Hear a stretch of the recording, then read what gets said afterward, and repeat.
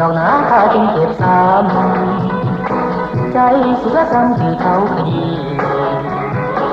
ความรักสูญสิ้นความหวังคนที่เหลือที่เขาบอกสู่ใจพอหักดอกนาข้าจึงต้องอายคือเขาทำลายกฎหมายทุกสิ่งคือความรักออกจากใจนี้สิ้นแล้วทุกสิ่งบอกหักแล้วก็ทำ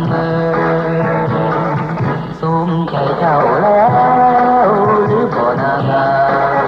ที่เจ้าทำนั้นเหมือนงามหนาเหลือเกินคนทั้งเมืองเขาคงจะสรรเสริญว่าวันเอาเจ้านั้นมาเป็นเยี่ยมยามก็หากดอกนาข้าจึงปวดทางจงลืมเรื่องราวผ่านมาต่างทางพอแล้วความรักออกจากใจนาสิ้นแล้วทุกอย่างความรักขอสาบแล้ว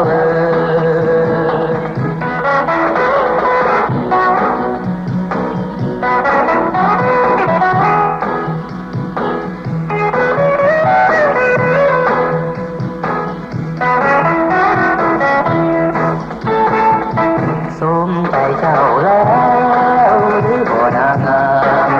ที่เจ้าทำนั้นมันงามหนาเหลือเกินคนทั้งเมืองเขาคงจะสรรเสริญว่าควรเอาเจ้านั้นมาเป็นเยี่ยมยามพอหากดอกนาข้าจึงปวดร้าวจงลืมเรื่องราวผ่านมาต่างๆพอแล้วความรักออกจากใจนาสิ้นแล้วทุกอย่างความรักขอสาบแล้วสิ้นแล้วทุกอย่างความรักขอสาบแล้วสิ้นแล้วทุกอย่างความรักขอสาบแล้วสิ้นแล้วทุกอย่างความรักขอสาบแล้วสิ้นแล้วทุกอย่าง